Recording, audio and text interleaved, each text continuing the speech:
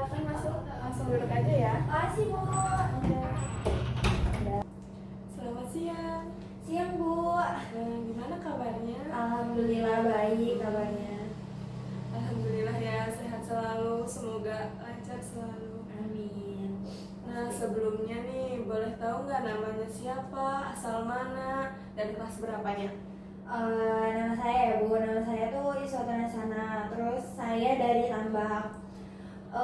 Sekarang tuh saya kelas 12. Wah tambah deket ya, kelas Iya. dekat saya Bu. Nah sebelumnya nih, kesehariannya kalau boleh tahu apa? Kalau keseharian waktu sekolah ya Bu, kalau waktu sekolah tuh yang kesehariannya otomatis tiap pagi tuh otomatis berangkat sekolah, kayak terus ketemu teman, belajar, kerja kelompok gitu. Kalau libur ya kayak misalkan kalau libur sekolah kayak Sabtu Minggu itu paling ya cuma di rumah gitu tuh, nggak kemana-mana, paling kayak nonton gitu lah Bu, biasa anak muda kan. Oh, ya. Terus kalau nggak ya paling kayak ya udah di rumah aja. Kadang kalau ada temen ngajak main ya paling kayak ya udah main gitu. Itu pun nggak sering banget sih Bu main, karena kan menurut saya kalau hari Sabtu sama Minggu tuh butuh relax dari hari sebelum-sebelumnya gitu ya Bu. Iya betul, betul banget deh Bu, harus me time. Bisa ikut ekskul nggak? Ikut sih Bu, ikut Ekskul lah. apa? Sekarang sih lebih berfokus ke eskul multimedia gitu. Nah kalau boleh tahu ikut organisasi juga nggak? Iya ikut. Cuman kan di sekolah saya tuh ya Bu, organisasi tuh ada 2 gitu. Jadi otomatis kayak ada organisasi yang OSIS, OSKA gitu atau MPK.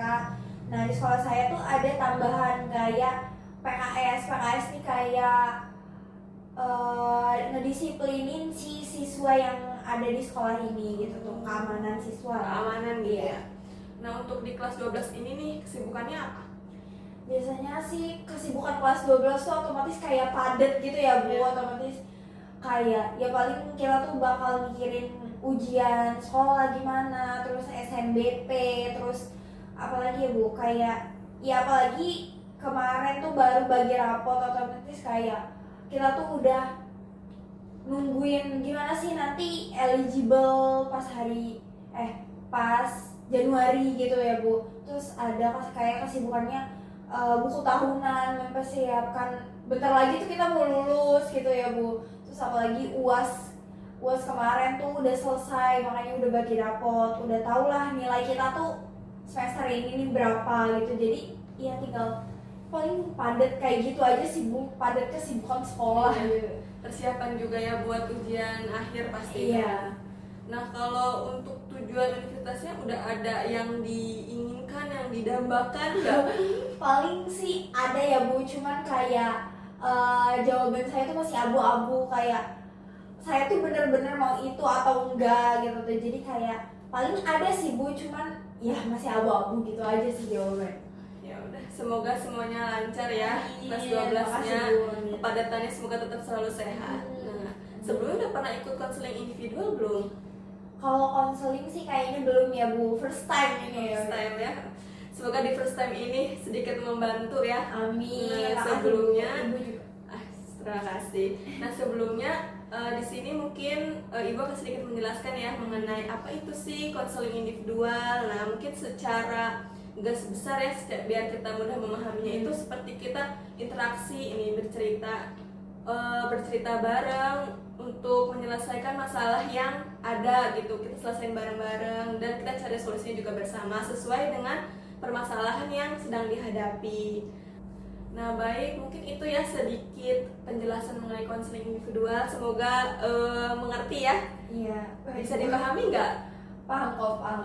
Terima kasih. Nah, Sama-sama. selanjutnya dan di sini di sesi konseling ini Iswa boleh bebas bercerita. Ibu nggak akan menghakimi, nggak akan menjudge apapun yang Iswa ceritakan. Kita bisa bebas nih, free, mau cerita apa aja boleh. Semoga kita juga bisa mencari solusinya bersama. Karena di sesi ini Ibu akan menjaga, kita saling menjaga kerahasiaan di konselingnya. Nah sebelumnya nih kedatangan Iswa ke sini ada yang mau diceritain nggak? Akhir-akhir ini tuh ya Bu, saya tuh kayak ngerasa nilai saya tuh makin turun terus ya Bu. Kayak saya tuh kayak nggak tahu Bu, kayak saya tuh ngerasa nilai saya tuh turun, anjlok dari yang sebelumnya. Walaupun kayak sebelumnya menurut saya ya belum bagus, tapi yang sekarang tuh kayak lebih turun banget gitu loh Bu, kayak drastis turunnya gitu. Gitu ya. Ya. Nah, dari cerita yang sudah Ibu dengarin, mungkin jadi yang kamu alami ini itu khawatir karena nilai menurun ya? Iya Bu. Nah, saat melihat nilai turun itu, apa yang kamu rasakan? Kalau saya Bu kayak ngerasa saya tuh malu gitu tuh Bu, nilainya turun, nilainya kayak anjlok dari yang lain, terus nilainya jelek sendiri gitu. Terus kayak cemas takutnya orang tua saya tuh menghakimi saya kayak kok bisa nilainya turun gitu tuh, udah nilai jelek terus turun lagi sekarang tuh. Terus kayak ya takut aja sih Bu, takut dijudge orang lain, takut dijudge teman sendiri gitu. Jadi mungkin intinya itu lebih ke perasaan cemas ya, perasaan khawatir gitu. Nah, apa khawatir atau cemas ini muncul menjelang ujian aja atau gimana? Iya sih Bu, kayaknya kayak gitu aja. Nah, mungkin kalau Ibu rangkum, kamu ini ingin nilainya membaik, tapi karena perasaan cemas, perasaan khawatir itu membuat kamu itu nggak fokus ya belajarnya. Iya Bu, bener banget sih itu. Kemungkinan kamu itu sedang berjuang dari rasa takutnya, dan kamu itu merasa kalau kamu itu nggak mampu, khawatir. Jadi kamu lebih ke menghindari.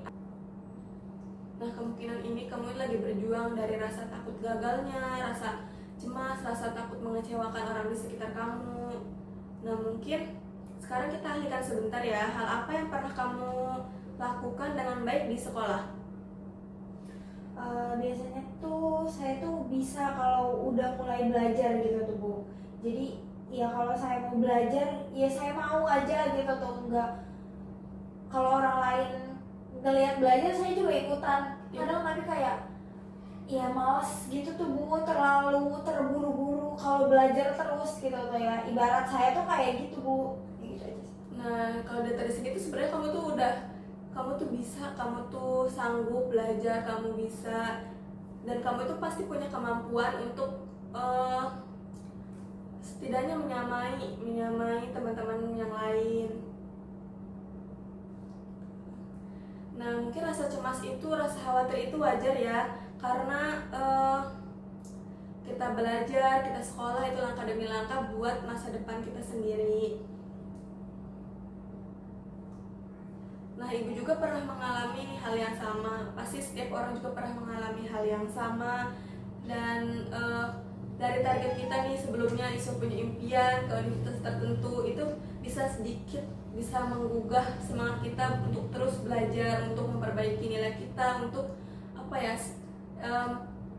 menutupi rasa cemas dan khawatirnya dengan semangat. Karena kita lihat nih, wah pengen banget nih kesini, wah pengen banget kayak rasa keinginannya itu menutupi rasa cemasnya, rasa khawatirnya. Nah, mungkin bisa juga nih ngelakuin kayak 20 menit belajar, 10 menitnya jeda, or kita bisa kayak belajar di luar biar suasananya lebih lebih segar gitu, lebih baru.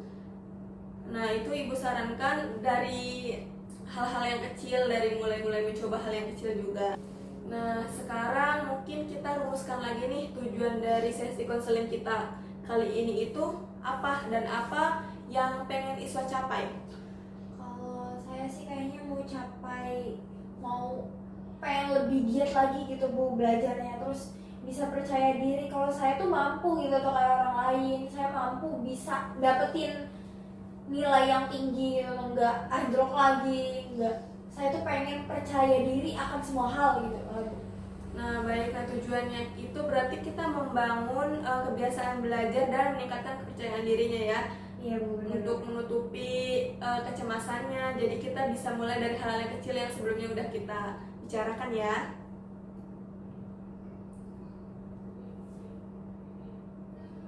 Langsung aja. Nah, oke, ini mungkin mungkin terakhir ya, Ibu sangat mengapresiasi ya kedatangan Iswa, udah berani datang ke sini, udah berani menceritakan sedikit keluh kesahnya, sedikit kecemasannya yang sedang dialami. Nah, keinginan kamu tadi itu sudah kuat sekali ya, udah ingin belajar gitu. Nah, mungkin tadi keinginannya itu sudah menegaskan kesemangatan, kesungguhan untuk belajar. Nah, sebagai kesepakatan, minggu ini kamu harus coba ya yang tadi, yang 20 menit belajar, tambah 10 menit istirahat, atau melakukan kegiatan apa yang Iswa suka gitu ya, sebagai jeda, jadi nggak terlalu monoton belajar aja. Nah, kita evaluasi di pertemuan berikutnya ya, di pertemuan depan, apakah itu berefek atau enggak, atau emang mungkin ada yang Iswa pengen, ada yang mungkin Iswa kepikiran nih, Iswa ngelakuin ini nih lebih semangat belajarnya atau apa, kita akan evaluasi di pertemuan selanjutnya ya. Oke, setuju Bu, setuju. Nah, sebelum kita akhiri nih, gimana perasaan sebelum dan sesudahnya? Kalau sebelum sih kayaknya masih gak percaya diri gitu tuh ya Bu, terus kayak deg-degan, terus kayak aduh gimana nih gitu tuh. Terus kalau sekarang tuh ya Bu, setelah saya cerita banyak ke Ibu, kayak lebih tenang, lebih kayak plong lah, saya tuh udah berani ngomong ke Ibu gitu. Nah, Ibu sangat mengapresiasi ya, sangat senang sekali sebelumnya karena sudah mau datang, sudah berani juga untuk menceritakan. Nah, semoga sedikit solusi atau tambahan ini dari Ibu itu membantu, karena semuanya itu balik ke diri Iswa sendiri, gimana keinginan, gimana kemauan dan kesungguhan belajarnya ya. Nah, mungkin di minggu depan kita jadwalkan lagi ya, ketemu lagi. Nah, pertemuannya sekitar 20 menit juga sama seperti sekarang. Nah, mungkin kita akhiri, semoga yang kita lakukan ini di sesi ini itu membantu Iswa ke depannya, dan ntar di sesi selanjutnya kita evaluasi lagi nih apa yang perlu diganti atau apa perlu diperbaiki lagi. Oke, mungkin cukup ya. Terima kasih untuk kedatangannya, semoga sehat selalu. Kita akhiri ya. Wassalamualaikum warahmatullahi wabarakatuh. Waalaikumsalam warahmatullahi wabarakatuh. Makasih Bu. Ya, sama-sama ya, sehat selalu ya.